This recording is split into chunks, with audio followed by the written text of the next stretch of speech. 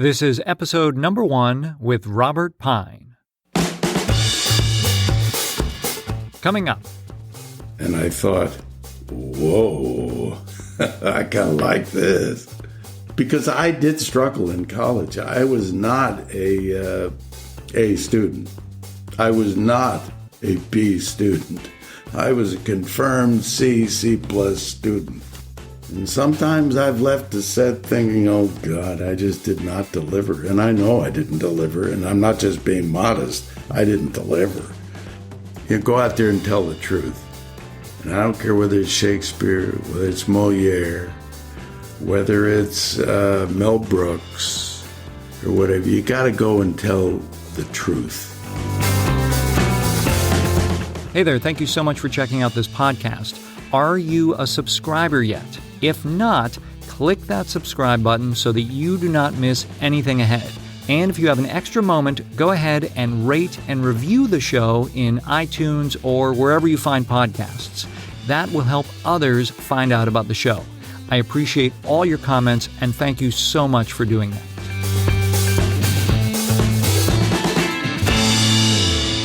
Hello and welcome to episode number 1 of The Working Actor's Journey. Thank you very much for being here. My name is Nathan Agan, and this podcast is in-depth interviews with working actors, people who have been doing this and getting paid for it professionally for 30, 40, 50 plus years. It is about finding out what took them from A to B. How did they get started? How do they actually work on material? What challenged them? What did they face early on in their career? What do they still get challenged by? And what have they learned from a lifetime of acting? That's what the goal and the purpose of this show is, and so I'm glad you are here. Just so you know, there's going to be about 10 episodes for the first season of this podcast. Another reason I'm really excited about this show is because these are stories you probably don't already know. The people that I will be talking to, you may recognize them, either their voice from something you've heard or a video game, or maybe you've seen them on TV or in a movie, or maybe even something on stage. These are amazing actors in their own right, and they've been doing this for decades. And when I talked to younger actors and people starting their career about what they wanted, what they most hoped to attain in their own career, one phrase that came up again and again is working actor. Most actors that I talk to just want the opportunity to be able to work, to keep doing this, to work with great people on fun and challenging material, and to get paid for it. That really is the dream. I mean, of course, a lot of people have big ideas and, would love to do X, Y, or Z, and that's all well and good. But really, when it comes down to it, most people, whatever their passion is, and in this case, acting, you just want to be able to get paid to do what you love. And so these are people that have made that their career. I think these are going to be stories that are extremely relevant for you listening. If you are an aspiring actor or you're a working actor at the beginning of your career and you want to find out, what have other people that have already kind of gone down this road, what have they figured out? Maybe what can I avoid? What can I try to do more of? That, again, is another one of the big goals of this show. Now, a quick word about me, your host. Again, my name is Nathan Agan. I'm an actor. I studied theater at the University of Southern California, done a lot of theater, a little bit of TV and film. I'm also an entrepreneur, work for myself online. I'm a bit of a goofball, which maybe you'll hear on this show. And I'm also a bit of a Shakespeare nerd, love studying it, reading it, performing it whenever I get the opportunity. I feel extremely fortunate about the people I've worked with, the people I have been taught by, and the people I've just been able to observe. And I want to do what I can to share the wisdom and experiences of all of these amazing, fantastic working actors out there. I want to do what I can to share that and allow more actors out there the opportunity to really learn from these greats. So I imagine that there will be at least 3 kind of audiences for this show. First is people in their 20s or 30s, or people just starting their career if later in life you've decided this is something you want to pursue and you want to shorten that learning curve. This is absolutely something that I hope will be valuable in your acting journey. And so I'm really thrilled that if you're part of that group that you're listening to the show. Secondly, maybe you just enjoy behind-the-scenes stuff with actors. Perhaps you recognize someone's name or face and you just want to hear more about their process, their journey. And I'm glad that you're listening too. And third, if you just enjoy long-form chats with interesting people that have had fascinating journeys and lives, then I'm really thrilled that you're here too. So that's the show in a nutshell. Those are the goals. That's what I'm hoping to do here. I am really grateful for you listening. And again, whatever group you fall in, wherever you are in your life, I am thrilled that this can become part of your journey.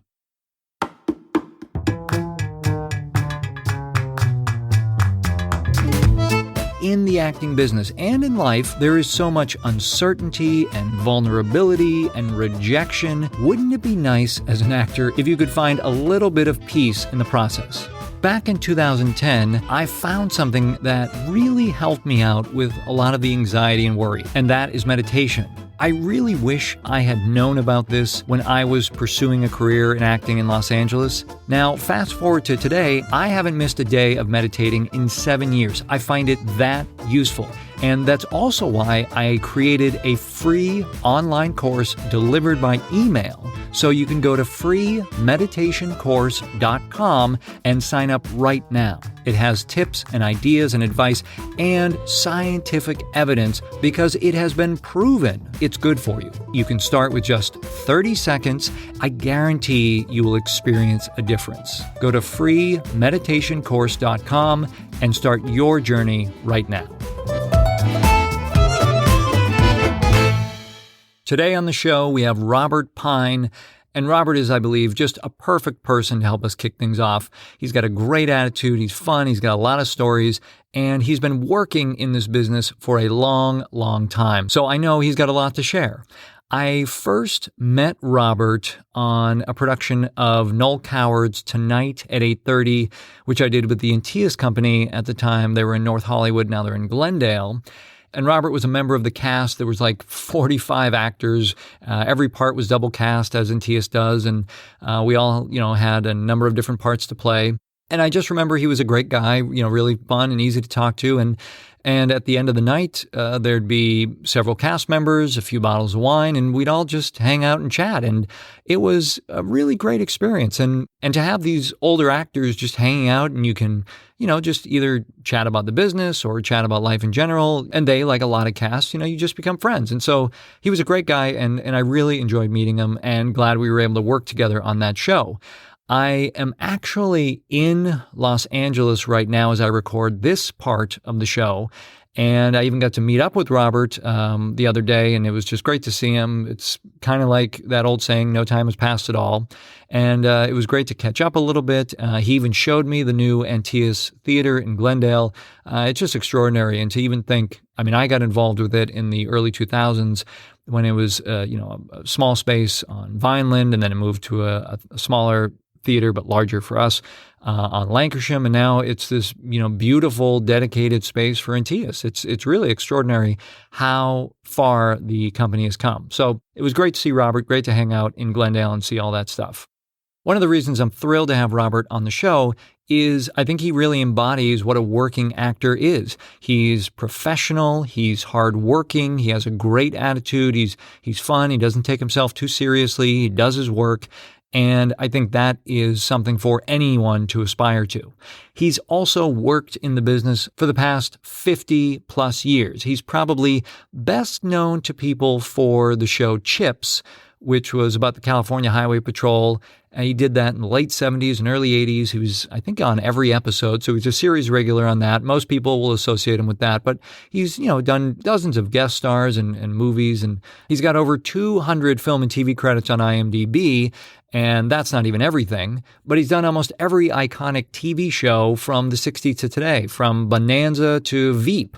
So he just keeps working. And he's done commercials and video games and soap operas and theater. And I remember him in the movie Independence Day with Will Smith.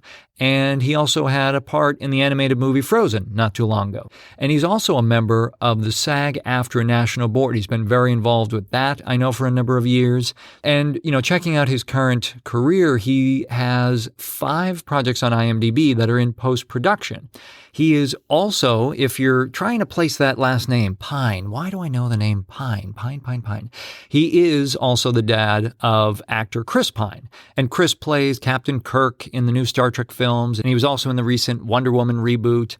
And so I did ask Robert a little bit about his thoughts on Chris's career and those things. We talked about Robert's journey from New York, how he ended up in this business. He went to school to become a doctor.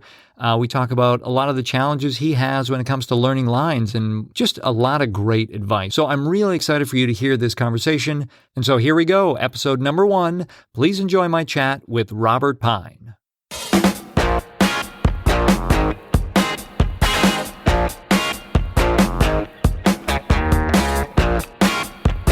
Because we first met on Tonight at 8:30. Was that the first? Yeah. That was the project, right? Yeah, that was my first thing. That's how I got involved with Antius. Yeah, so that was something I was curious about. I don't think I knew. Like, what was the decision to, do more theater or get involved with Antius specifically? I've always tried to do theater. I love theater. That's where I started. With my first experiences were actually in high school, and I always thought that's where I would go, and I started in New York, and had every intention of being a theater actor. But as fate would have it, my break came in Hollywood, of all things. But no, I've always tried to do theater. I think if a person enjoys acting, likes the process of acting, that's when you feel most alive, to me, as an actor, is when you're on the stage. Because when they say, when the curtain goes up, you can do a totally different play if you want. And go completely off, forget everything, and it's up to you to get back on track. And it's all up to you.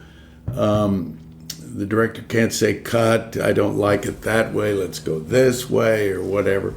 So I've always tried to do theater, and I always have, and mostly locally in the what we call here equity waiver theater, which is theaters with less than 99 seats, and we all do it for free, much to the displeasure of our union, Equity, which is making some shouts and noises now about ending that, which that's a whole nother topic.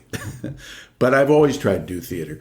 And I was involved with the theater early on in my career here, the Melrose Theater, which was well known at that time and did very good work. And then that folded, and for many reasons, all of which are good, nothing to do with people bailing and saying, you're terrible, you're taking advantage of me, I'm out. But all for good reasons. And I was always looking for another home. It just so happened that my wife was out for a walk in our neighborhood, and mentioning a name that you would remember, Kitty Swink. She was walking her dog. She's a neighbor, and she says, you think Robert would be interested in doing a play? We're doing a thing called an old coward thing, and the guy dropped out, and we don't have anybody to replace him. So she came home and told me, and I said, hell yeah, I'd like to do that. Because actually, Chris had gotten involved with Antius before I did, a couple of years before, when he was just starting, and did some work with them. So I was aware of the company. And that's how I got started there. But I've loved theater, and when I can fit it in. The problem with theater is you can't, when you've established a lifestyle at a certain level, it's theater doesn't, unless you're a big star, which I'm not and never have been. You can't sustain a lifestyle with what they pay you for that. That's the terrible conundrum about it all. I mean, so to commit to theater over an extended period of time is something I can't afford to do, and as much as I would love to. So you mentioned you did theater starting in high school, and so where were you born? Where did you grow up? I was born in New York City in a sanitarium, which sounds terrible. I always thought, Mom, why were you in a sanitarium? Well, it was a place where they also had a birthing place, I guess, and I think they called hospitals and sanitariums or something. Anyway, I was born in New York City and then moved around a great deal during the war years. I was born in pre-World War II, just prior, in July of 41. And then when I was 5 or 6, we moved to Scarsdale, New York, finally, which is a suburb of New York City. And I went to Scarsdale High School there. And were you? Did you have brothers and sisters, or were you an only child? I had a brother who was 8 years younger than I was, and who unfortunately has since died. But and my father was a patent attorney in New York, and so Scarsdale would be what you would call a Tony neighborhood. I wouldn't say we were rich, because we weren't. And my father beat that into my head all the time. We're not rich, like some of your friends. But everybody in Scarsdale was doing okay. I mean, there was no great, there were no slums. There were everybody. It was a very nice neighborhood. Your dad saying that over and over, what did that kind of create in your mindset? How did that kind of develop? Well, my father was from Okmulgee, Oklahoma, and his father was in the oil business. And you say, oh, oil. Well, no, his brother, my great uncle, was in oil also. He worked for his brother, and his brother was very successful and was also one of the first senators from Oklahoma to Washington.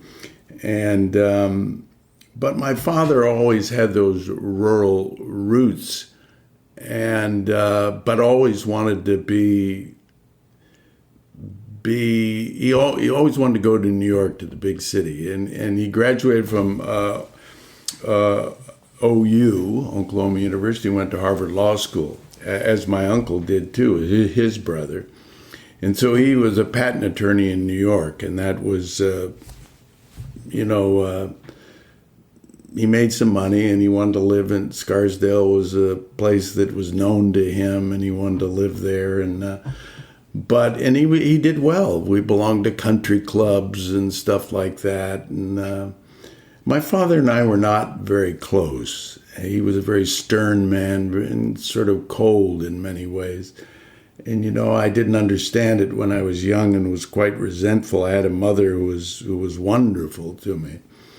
And any empathy I had for other human beings and my sense of I learned all the social graces and all of the empathy for other human beings from my mother. And wasn't until much later in my life that after I'd confronted my father, the one thing you didn't do with my father was if he said something, you didn't disagree with it. You just went along with the program, or it was not fun. And not that he was never physically abusive. He always, I was always well clothed, well fed, went to college, paid for the whole thing. And now here's a fact that he told me once that all 4 years at a private college in Ohio, I went to Ohio Wesleyan University. All 4 years there with room, board, everything extra, with the money you would have to have every month to live, the whole thing, 10 grand. Can you believe that? I mean, you couldn't even, pretty amazing. You couldn't even go a semester to a school now for 10 grand. Anyway, so he took care of all those things, but he was a terribly unapproachable man. And anytime you had a disagreement, you had to eat it. Now, this was something I don't think I knew until I started researching, is you are a man of actually many names. Yes, I am. And so I mean, and actually you are named after your father. I am. Yeah, I was curious because his name and yours, Granville, of course, means large town. Does it? So yeah. Of course it would. Yeah, I guess I never figured that out. So I was just kind of, I was curious what kind of derivation, and maybe it was just. It does come from there's my great grandfather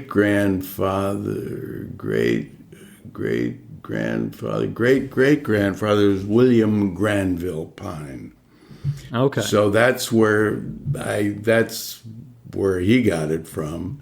So when you said, I know later in life you chose the name Robert for acting, and was part of that the reason to choose a different name because of the distance in your relationship with your dad? Or was that why you never latched onto that name? When I was never called Granville. I always hated the name. You can imagine in kindergarten, I remember kindergarten when I don't remember this, but I do remember as years went on, they're calling the boys names. Okay, is Robert Price here? Is David Shapiro here? Is Granville Pine here? And my hand would shoot up and I'd say, everybody calls me Buzz. That was my nickname. And why was that? Well, it's a corny story that my mother told me that in the hospital, they didn't have a name for me when I was born. And right away, you're supposed to write down on the birth certificate. Well, they didn't have a name. And so a nurse called me Buzz because I was always crying or yapping or doing something. So they stuck with that, called me Granville, finally, Granville Whitelaw. Whitelaw is my mother's maiden name, Virginia Whitelaw. So I was Granville Whitelaw Pine, which is really a really grand handle. Yes, a very regal name. Yes. And I always thought the Pine sort of fell short. It should have been Whitney, Granville Whitelaw Whitney or something like that. But the only other Granville I knew was a Henry Granville Barker, right? The playwright. Yes. And another very heavy name. Yes, a heavy name. And I know there's Granny Van Dusen, Granville Van Dusen, who's an actor who he doesn't. He goes by Sonny Van Dusen. And then there's another Granville who I forget his last name, who was on the board of SAG-AFTRA that I knew. But no, I never liked the name Granville. It was just too off-putting. Kids kidded around, called me my best friends, going, "Hey, Granny," or something like that. And that's what they called my father, a lot of his friends. But when I came out to California, shortly after I decided to be an actor, I got which we'll get into later, I got this break, and I was under contract at Universal. And I was 23 at the time, maybe 22, and they said, would you mind if we changed your name? Because I was 22, I looked like I was 17. And Granville Pine, when they're trying to market a new guy. So I said, be my guest. It's fine. What name do you want? Well, I picked Robert because it was, and I like Robert. Bob, people call me Bob. I don't know how they get it because I never say I'm Bob. I like Robert Redford, but they call him Bob. But I don't. I am Robert. Right. Yeah. Okay, so to jump back to when you were growing up in Scarsdale, you said you guys had a pretty comfortable, modest living, and was it a creative household, an artistic? Like, what was your mom up to? What were you doing? Growing up. Any kind of. Well, I took piano lessons, and I quit right at the wrong time. As soon as girls came into the picture, I didn't have time for piano lessons. No, it wasn't really a very artistic family. My mother, though, however, my father met my mother in Boston, and my mother went to an all-girls 2-year college called Erskine. And Erskine, which is no longer, she was a drama student. She wanted to be in drama, and from the way she tells it, she got into Yale Drama School after that, but she married my father instead. And actually, when they did plays, they would get boys from Harvard to come and play the male roles. And one of those boys was a man by the name of Robert Anderson, a playwright who did Tea and Sympathy and was a very big playwright in the 50s and 60s. And also wrote for the movies, and a wonderful man. And when I did become an actor, when I decided I wanted to give it a try, he made some very important introductions for me. So did we have an artistic household? Not really. We watched television, and it was in the 9th grade, and I had to turn this paper into my English teacher. And I went with this friend of mine to turn it in after school, and he was having auditions. He was the teacher in charge of the drama club.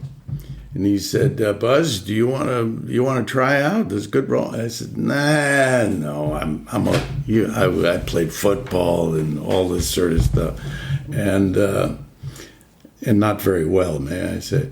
But I didn't want to do that. No, just give it a try, whatever." Well, I won this part, so I forget what the best foot forward or something like this, and we would do them. For assembly, which we had once a week. And our high school was actually junior high and senior high were together. So it was 7 through 12. And we did it he'd cut these plays down to 45 minutes. And I remember going on in this play. And the second line I had got a huge laugh. And I thought, whoa, I kind of like this. Did you have any concept that it was a funny line, or did you? No, I knew it was a funny line. But I didn't expect. You don't know if you're delivering it right or everything. What I did discover in that is that I had pretty good comic timing. I mean, I knew where a laugh was. I still love that. Doing a play where you just know where the laughs are, and there's that great thing when you have with an audience. And anyway, then from then on, I did a play in 9th, 10th, 11th, and 12th grade, and I always got the lead, and it was great fun. And but I'd always wanted to be a doctor, so I went off to college as a pre-med, which I was for 4 years. So now I'm curious, where did the comedic timing come from? I mean, did you have a sense of that, like from your mom or your dad? Were either of them very funny? My father could be funny after a couple of drinks. Like many American husbands of the period. You're right. Oh God, yes. I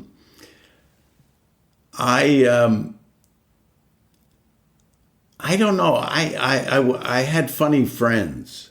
And I always loved to laugh. And I think it was because in my household, with my mother there, we had my mother was very sweet to all my friends and everything. My father,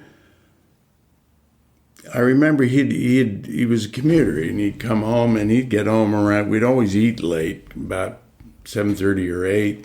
He would get home anywhere from 6:30 to 7:30. And as soon as I heard the garage door close, the whole tenor of the house sort of was different. You had to watch yourself. And so I liked being around people I liked my friends at school, and I had a really good social life. I was very popular as a kid because I guess I was also a people pleaser, which is not necessarily a good trait.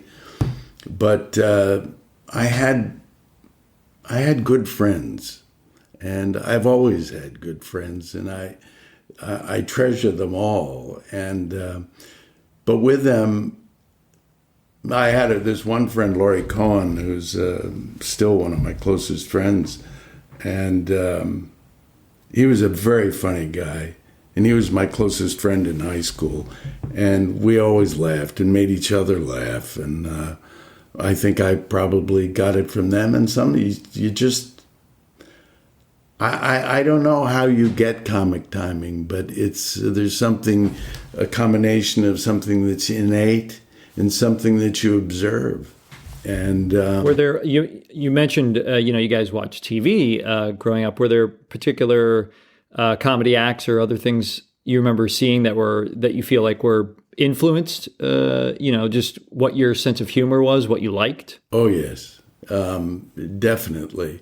Two shows that were my favorite growing up, and because I had a younger brother, my parents would go out, and I would babysit. And there was the fight over what we'd watch on television. Well, I'm 8 years older, so you know how that argument came out. And you would sit on him when he was on the couch, right? Right. I just muscle him out. And the two shows that I loved were the Jackie Gleason show, The Honeymooners, and your show of shows, which was Sid Caesar. And I mean, you couldn't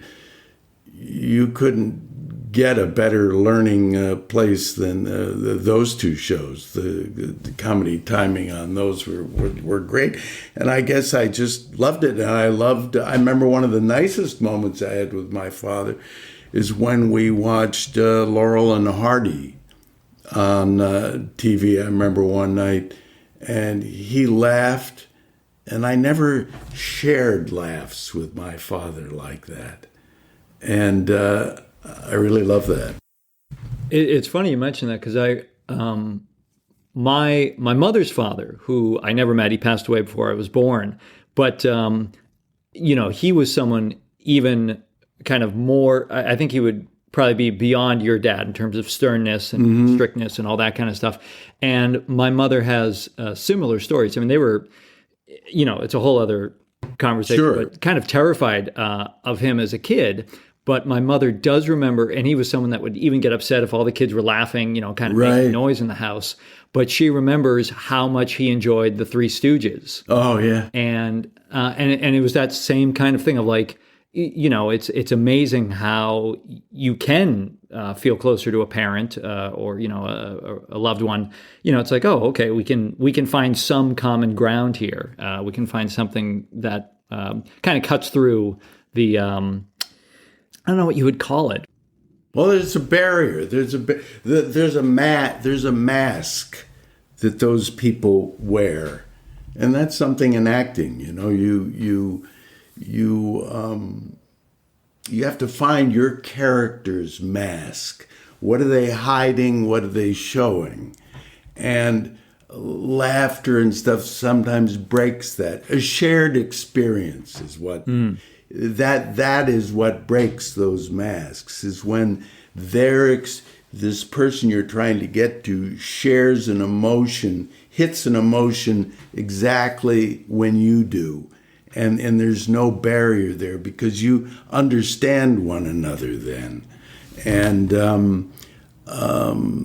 that's what it is. I was starved for those experiences with my father. And it was an emotional deprivation that I experienced. And but, all of those experiences, you find out later as an actor, boy, they're gold. Sure. They're really gold. Now I have a bit of a tangent. Did you know you wanted to be a dad because of your relationship with your dad, or did it take you a long time to figure out you wanted to be a dad? No, I wanted to be a dad. I wanted to do it differently. And, it does not mean that I didn't make my own mistakes as a dad, because you do. There's no perfect solution, which which I'm glad I have encouraged my children to tell me that, and they have told me in no uncertain terms, but which is great. Clears the air and you can move on. Took me till I was 50 years old to go and just explode with 50 years worth of repressed emotions of my father, and it shell-shocked him, and he didn't want to talk to me for the rest of his life. But it's the human dynamic which we explore as actors is a mysterious, and I don't think we'll ever, through one lifetime, expose it where it all makes sense. But it's what makes acting so rich and so fun for somebody who's come from those hard times to then use this craft to explore those things and use those things for a good thing. Sure. So, okay, so you mentioned you headed off to college and you were pre-med. So where did that decision come about? Well, I guess... Because you had been doing theater in high school, and I guess been doing it fairly successfully and showing your parents that you can do this thing, but what happened? But here's the interesting thing. I never, ever thought of this as a profession. I have no idea why, but it's like, all of my father's and mother's friends were doctors, lawyers, and high-level professional people. That's what Scarsdale was. You had to be doing that if you wanted to live there. You couldn't be a blue-collar worker and work and live in Scarsdale because it just was beyond their means. So I never thought of it. So I guess, and this is the interesting thing, because I always was an actor and I didn't realize it, that I wanted to be an actor. And this probably came about when I was about, maybe 12 years old. Maybe we had to write a civics paper. No, that would have been a little too early. But about 12 years old, I said I wanted to be a doctor. And I wanted to be a doctor in Vermont. And I wanted to be a general practitioner, and you can sort of see where this image is coming from, that I probably saw something on television that, Sure. This is the idealized doctor. I wanted to help people. I wanted to do all this. So you'd walk from house to house, tip your hat. They'd be running right, and they'd come in the middle of the night, and I'd go over there and deliver the baby or do whatever, not the stuff that doctors do. And I tell this story about myself, that it took me, to show you just how dense I am, it took me 4 years of struggling through pre-med to figure out I didn't want to be a doctor. I wanted to play a doctor. And because I did struggle in college. I was not a student. I was not a B student. I was a confirmed C plus student. Not because I didn't try. I didn't realize it at that point that I suffered from what we now call as ADD. And it was just, I was easily distracted. And when you get into reading chemistry, and you say, what the fuck is it? Oh, yeah, something over here it could be doing. And, oh, yeah, I got to do this. And oh, yeah, over here. So, well, I mean, it brings up a good point because, I mean, you kind of figured this out later in life that you had this ADD. So for however many years, it just kind of was going on and you still had to learn lines and do other things. How did you manage this ADD? Like, what did you come up with in terms of working around it? It was difficult. I don't want to, and this is for whoever listens to this who may suffer from that or something else. I will give myself credit in this way. I am a survivor. I don't give up easy, and I didn't give up with medicine. I stuck it out for 4 years, and I was discouraged, and I had got the feeling sort of my senior year, boy, I don't think this is going to work out. What the hell are you going to do? And I must have applied to about 10 medical schools, didn't get into any of them. And it's hard. I have to study my lines very hard. And I would say my process would be different than most people. I have to really, and that's why I like plays. There's a lot of rehearsal. And you really get those lines down. You see what the other person is giving you. It's the ping pong game. One of the most important things in acting that a lot of actors, I don't know why they don't get it, but they don't listen. You got to listen. That's a really important thing, to catch what other people are throwing you so you can react to that, not what you've rehearsed at home that's all black and white and you got the lines down. You have to know how to then work with those lines, which means for me, I got to know them very, very well. And sometimes they're elusive.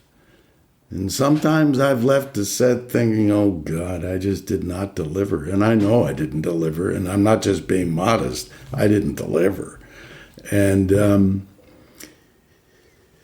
there's about a 2-day span where you sit with that and you just beat yourself up, which is never good. But then it goes away and you move on and you go back and you try again. And that's what I've done. And I have worked steadily over the years. And I know there's some people I probably don't work for again because I didn't deliver the first time. And you don't. That's another thing I would tell actors, that you have to be ready when you get that break, when you get that opportunity, that good part, the part that you want to show off. You can't. There's like a hand of fate that, like a clock, goes around, like the minute hand goes around. When it hits your number, and it will, most people with a modicum of talent are going to get that break. You got to be ready to make something out of that, because it may not come back for a long time, and you just have to be ready.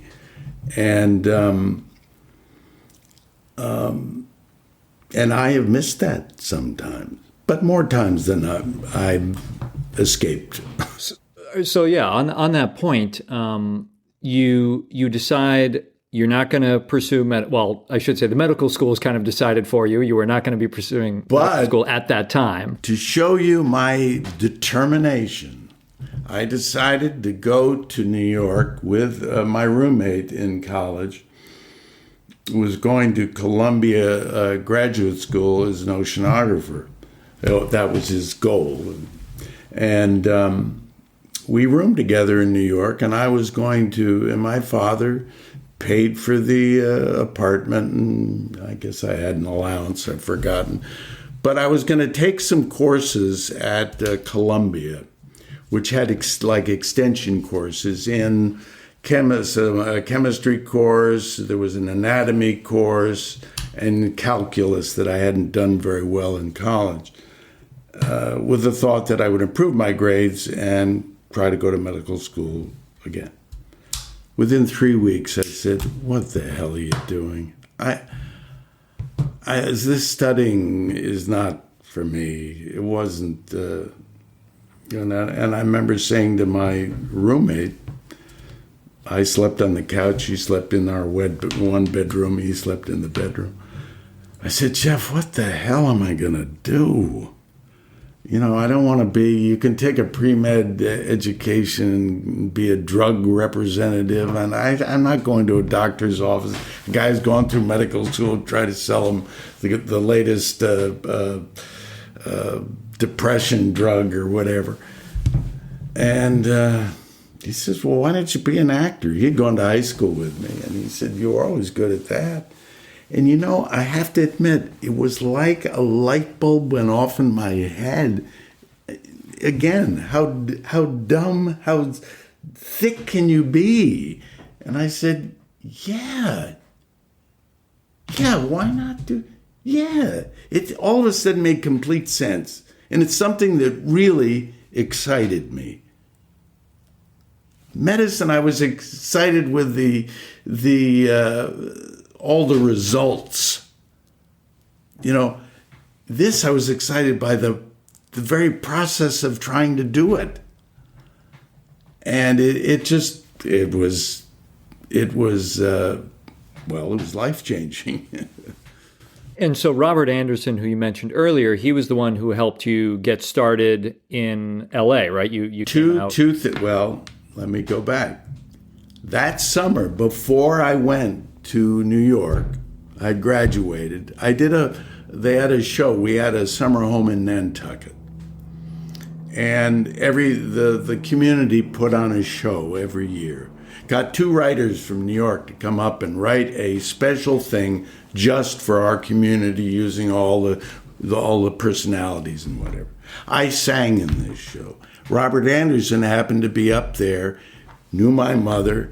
We had a cocktail party afterwards, and he came up to me and he said, "Your mother tells me you want to be an actor." I had never told my mother I wanted to be. I swear to God, I had never told. I said, "No, I don't.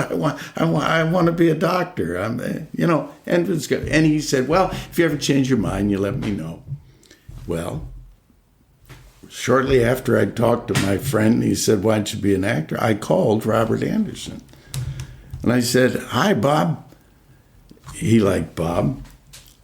And he said, "Oh, hi, Buzz. How are you?"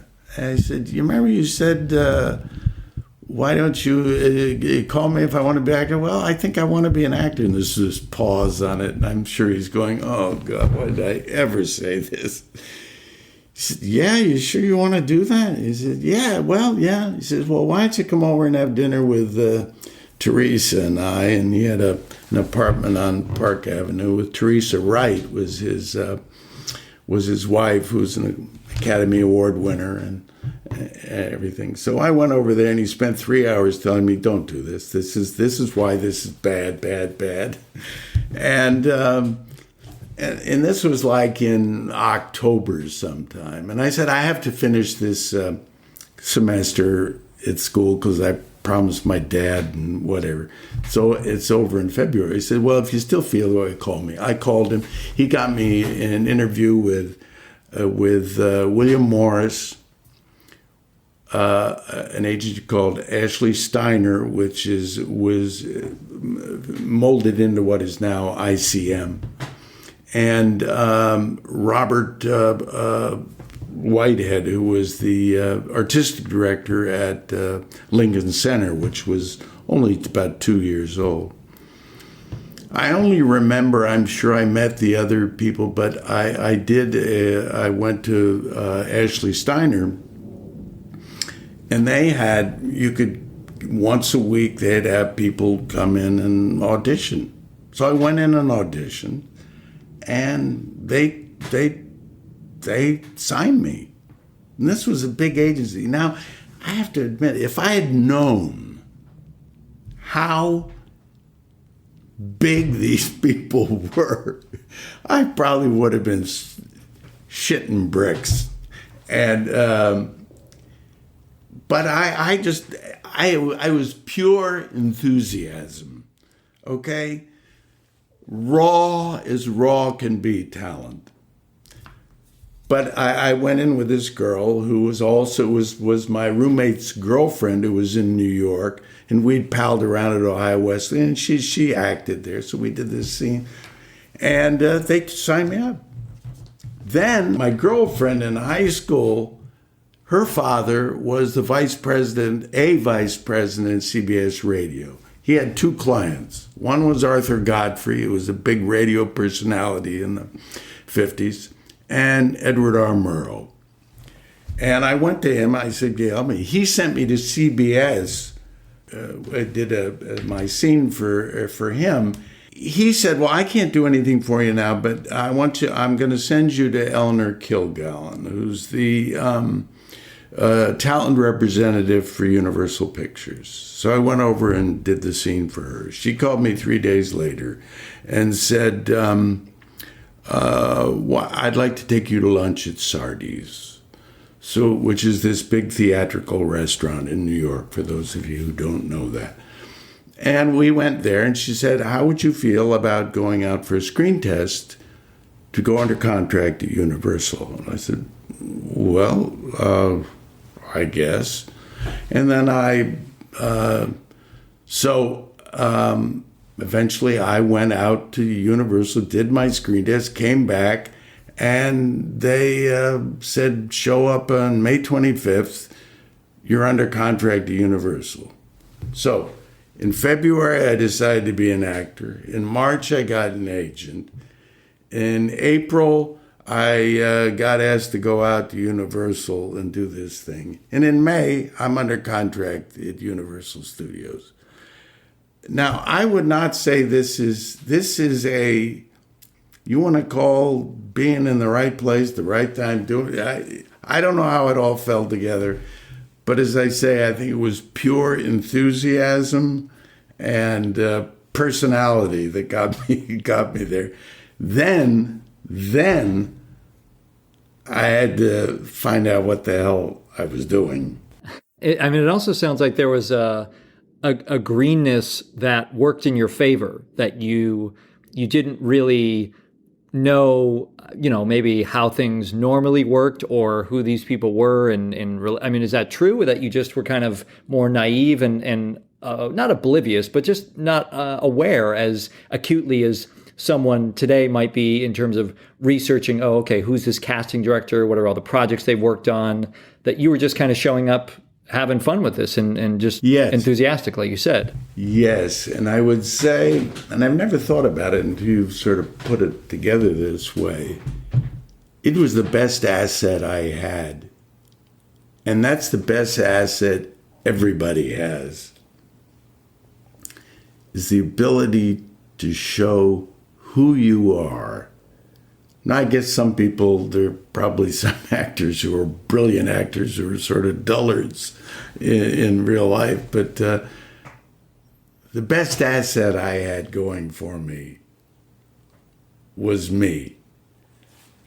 I was socially comfortable. I had a certain confidence in me connecting to other people.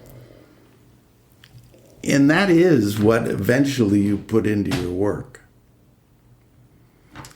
You have to find out what it is about you that connects to a character. What is you? Now, if you're playing a murderer, obviously it's not your murderous thing inside you. But there is some part of you. We all wake up in the morning. We all go into the bathroom, do what we have to do. Probably everybody's pretty similar about that. There is a human being in there, baseline, that we all can connect to. And you really have to know who that person is. And trust that that's your best asset. And unbeknownst, I didn't have anything else to show. And you can go to a teacher who says, you got to do this, you got to do this, you got to do this. And you can get caught up in that artificial construct, what it is to be an actor. And you can be hogtied when you go in with that much stuff binding you up. You have to be free and open and... I don't know. I hope that sort of gets of course. To the crux of it. It is. It did come through clear. You know, when you get this contract job, and I mean, we could spend a lot of time talking about all the projects you worked on, but what I'm curious about is, you know, it sounded like you had done a fair amount of theater up to that point, but not as much TV and film. So, I mean, that time, I imagine, was really you developing your technique in terms of working in TV and film. Is that correct? Oh, that's very great. It started actually with the screen test, because I did this. Another actor from New York, actually, Mike Wallace is the late newscaster, and from 60 Minutes, I think it was either his son or his stepson went out with me there, and we did this scene. And I remember the first time I heard action and do it, we're sitting across from beds talking. That was the scene. I forget what the scene was. And they said action. And I started talking like this, like a stage. Thinking, the guy, whoa, cut.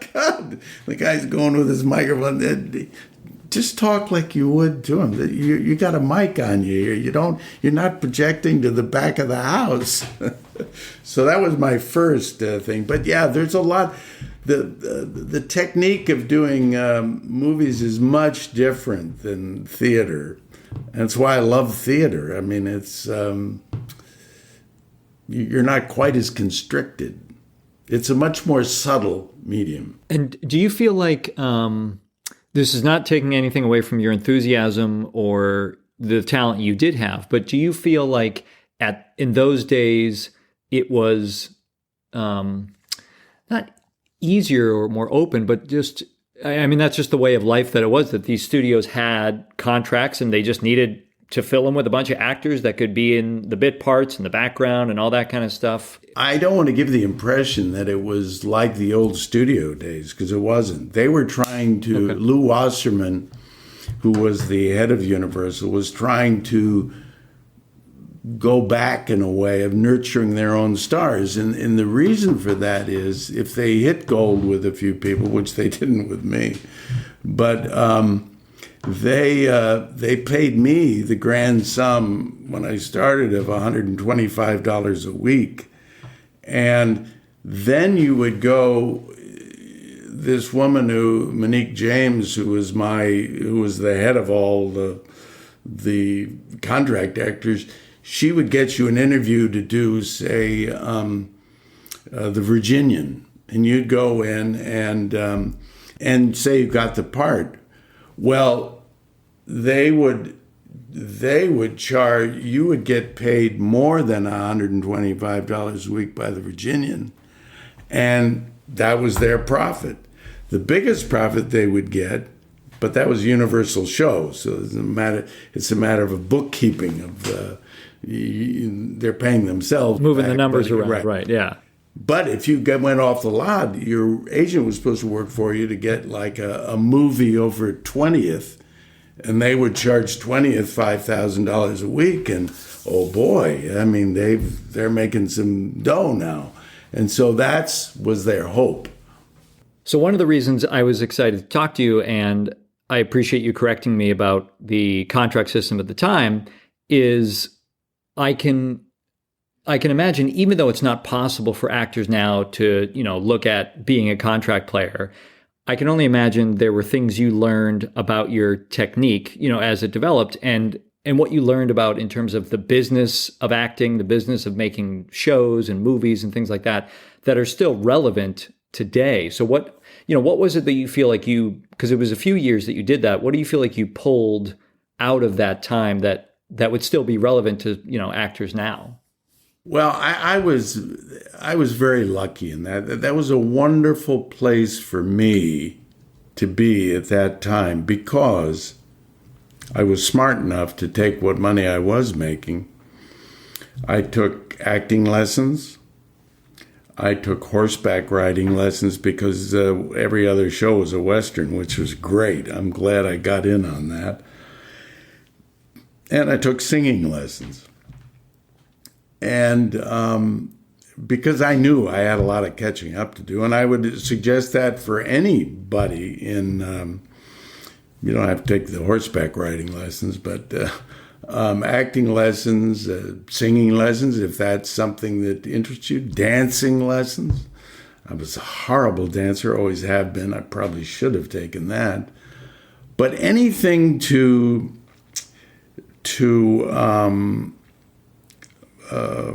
widen your tools, to get more tools to work with, especially today.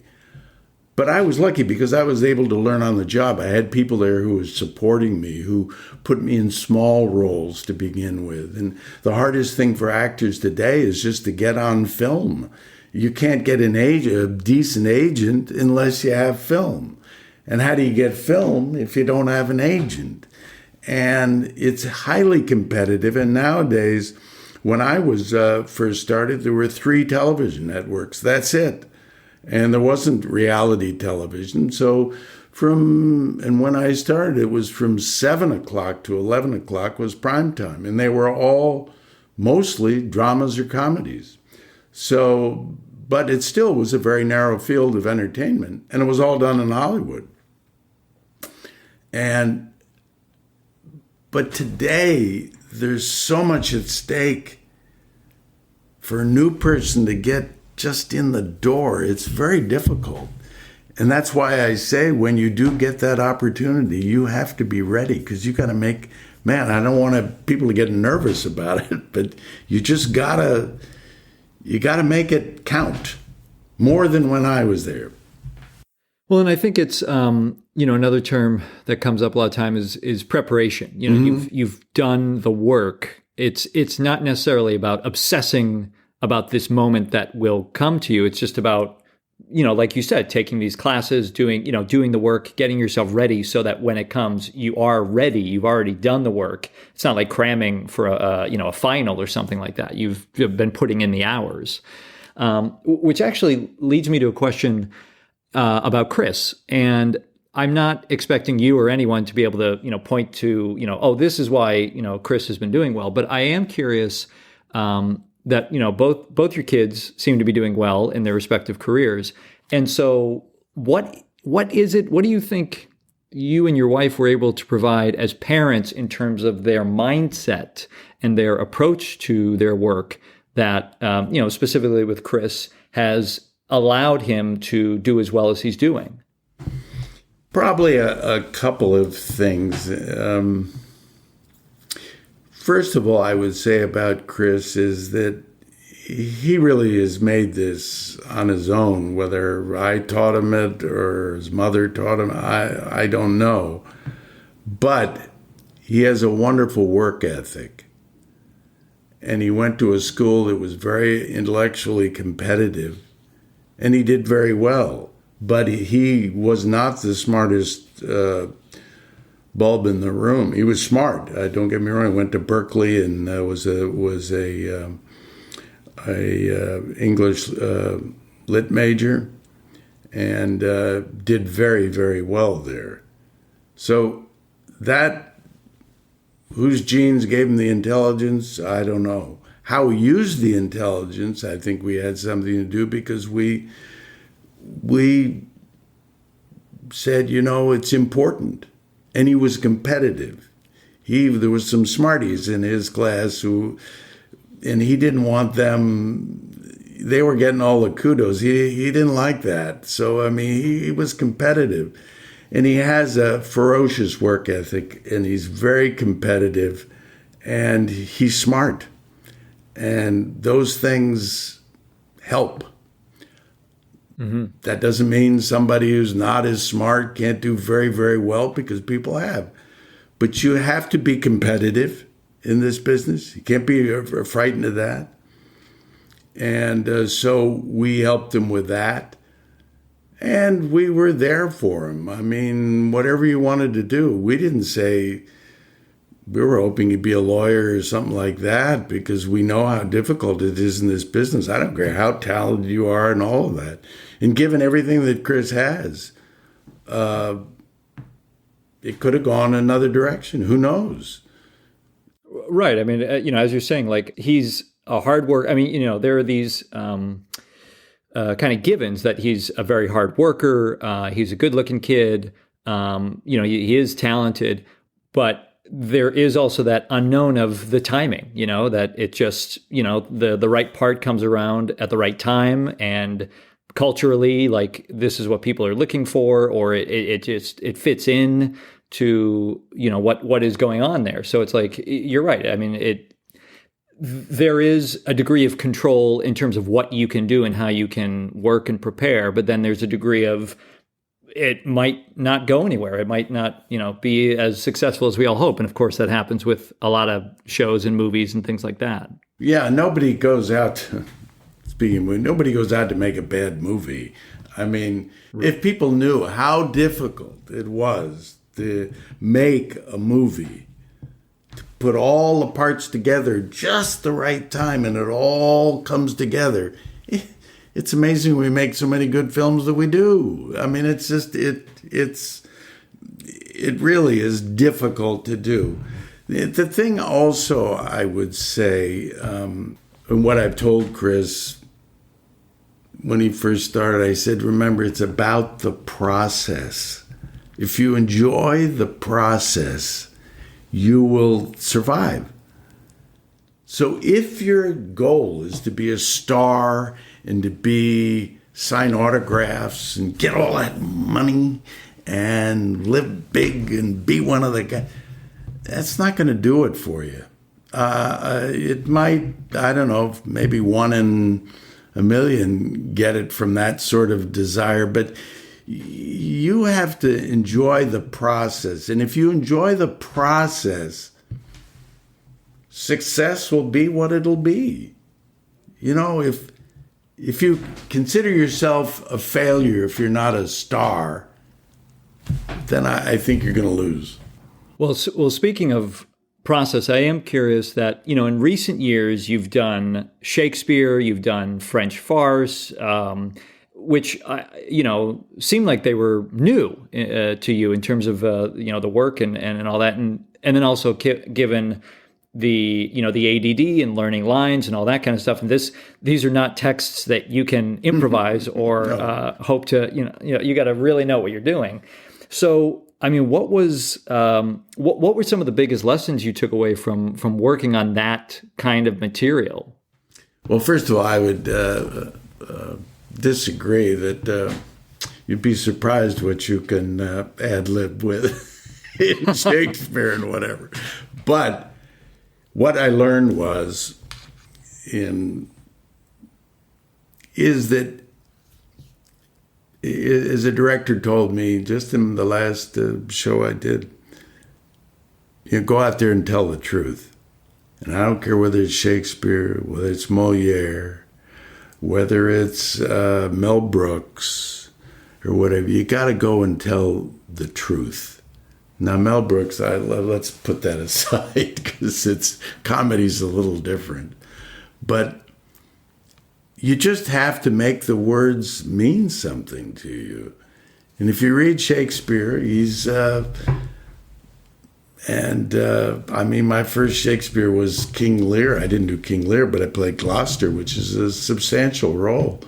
And that's what I learned, is that I didn't worry about the poetry of it or stuff like that, but it just, everything, it can be real. There's something very real about what he says.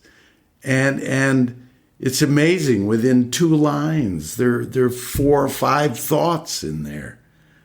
And you just have to give each its due. You can't just rattle it off. I've heard Shakespeare where people just rattle it off. I don't know whether that's the best way to do it, because there's just a lot going on there, and people might really disagree with me, but I think if you find the truth in what you're doing, it'll all speak. And of course, on the stage, you have that liberty. Given my ADD and everything, you have a lot of time to rehearse and get this stuff down. And as soon as it means something to you, that it's just not memorized, when it means something to you, that takes care of itself. Then it's not quite as much of a problem. And to stay online. Well, when you were talking a little bit about, the work that you need to do, and you mentioned earlier about sometimes you feel like you didn't deliver. Mm-hmm. And one of the things that occurs to me is it feels like if you're going to have any longevity, and this is me talking kind of from outside, hypothesizing, is that it's going to be because you are dependable.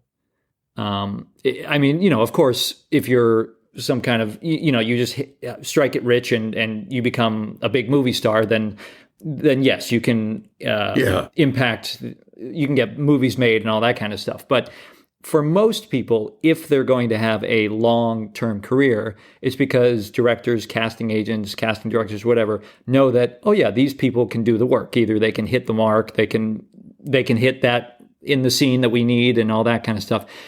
And, as someone who has worked so much, over your career, mm-hmm. do you feel like it is that? Is there something else that has contributed to the longevity of your work? Well, I think in any business, relationships are very important. Good relationships, true relationships. And what are relationships based on? Responsibility, dependability, and somebody you like to work with. I've made good relationships, and I think people enjoy working with me. I show up. I try to be as prepared as I can. Now, sometimes I may not look like it. What I've learned about, and this is another thing, you have to take into the workplace a sense of humor about yourself. If you take this business too seriously, it's going to be a long, long haul for you. And you just have to have a sense of humor and give yourself a break. If you make a mistake, you make a mistake. You admit you made a mistake. You don't try to hide it.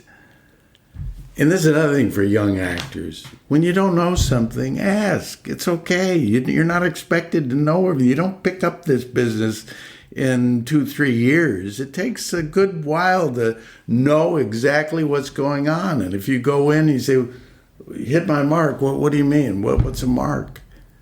I mean, we're talking basic.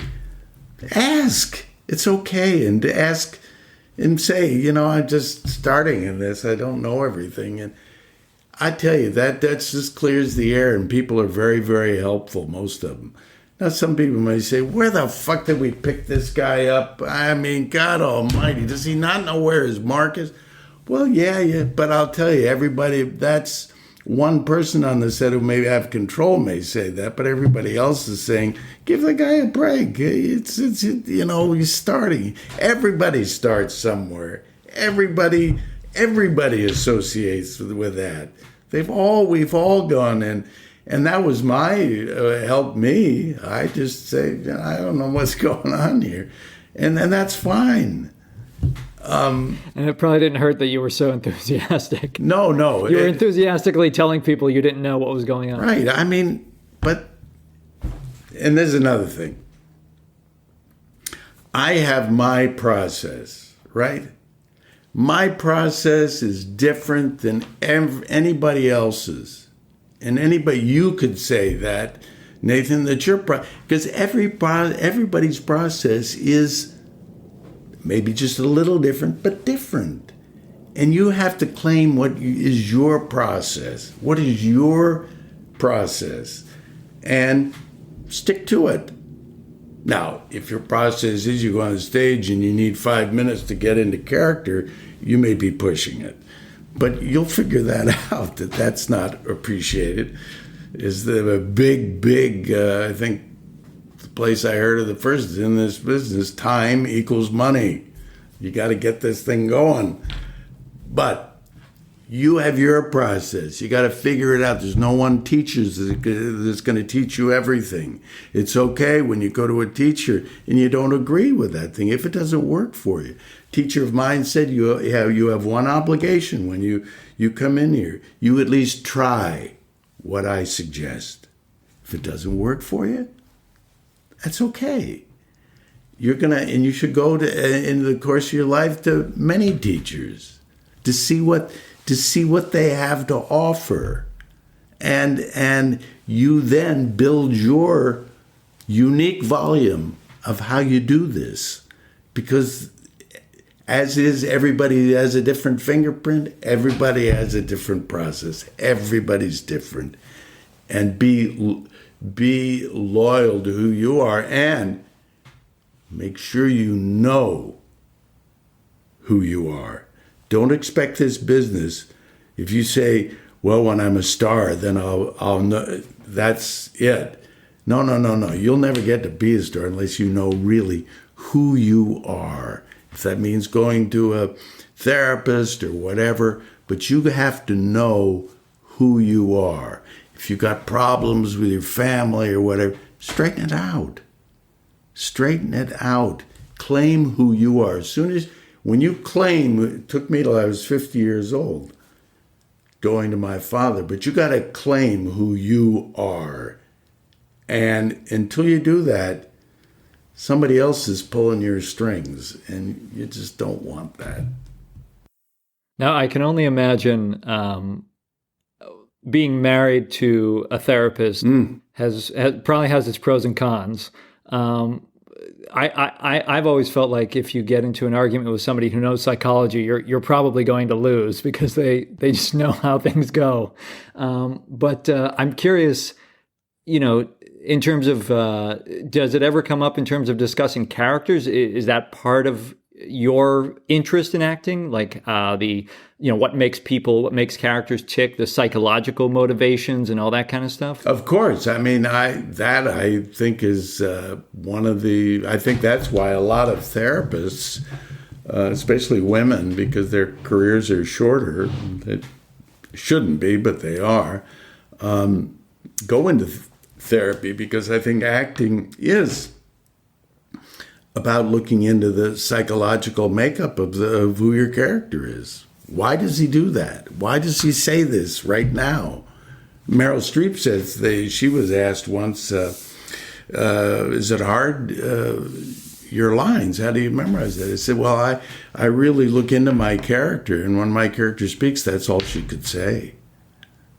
She could only say it because she knows she's probably simplifying it a bit, but that's it. I mean, it is. All we are our psychology. That's who we are, and the sooner you understand why you do things, why a person can intimidate you, what is it about holding your own in a situation like that?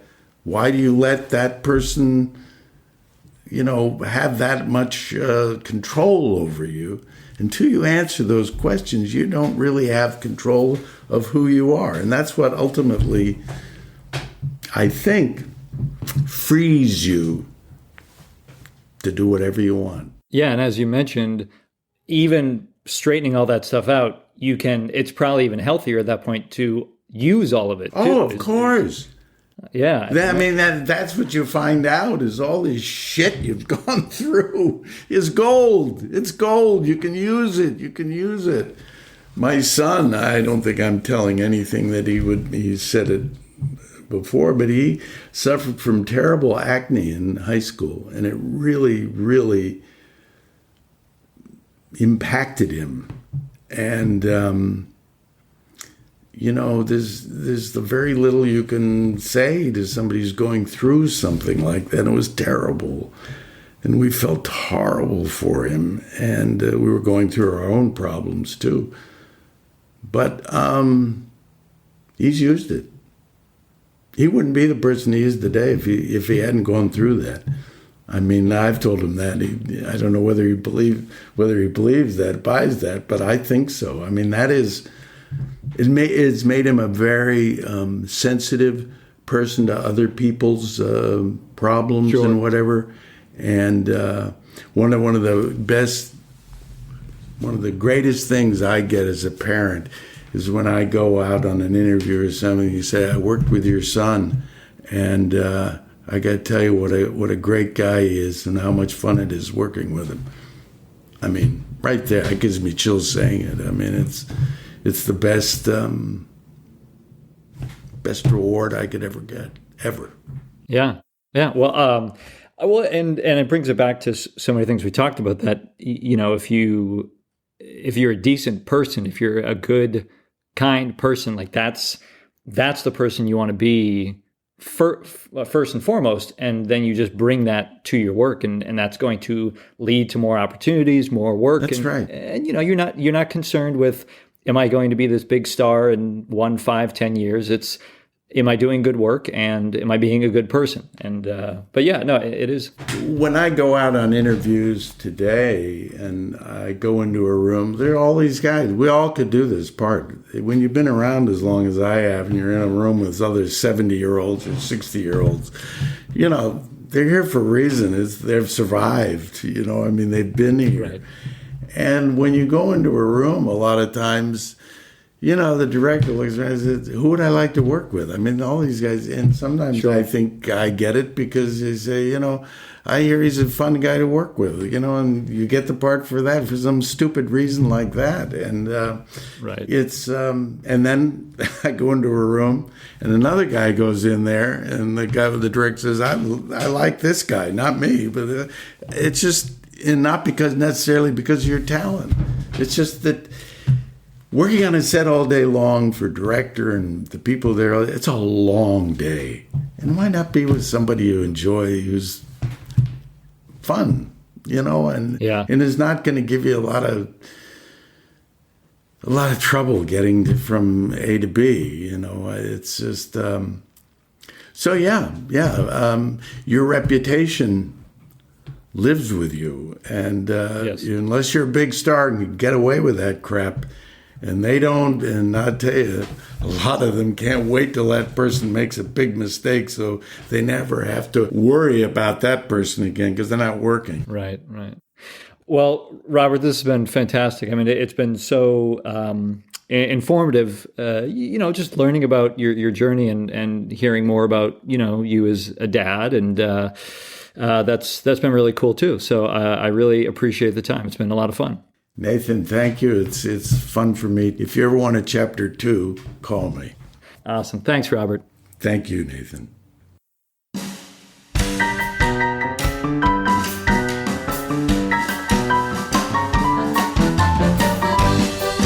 Hey guys, it's Nathan here one more time. If you enjoyed this episode, please remember to subscribe to the show so you don't miss anything. And if you can take a minute to rate and review this in iTunes or wherever you find podcasts, that will help others find out about the show. I appreciate all comments, and thank you very much for doing that.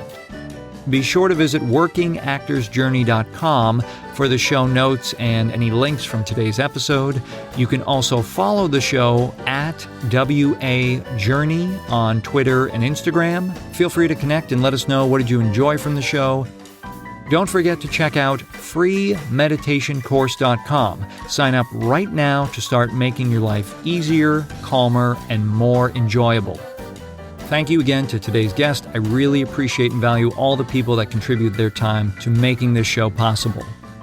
I also want to give a special shout out to the following people who really helped shape this podcast and offered feedback in the early stages when I was developing it. That's Ben, Claire, Ty, Felicia, Brian, Shelley, Tess, Alexander, Tony, Rondell, Leslie, Eric, Jen, Catherine, Robert, Alex, and William. Thank you all so much. I really appreciate your help. I'm Nathan Agan, and thanks for listening.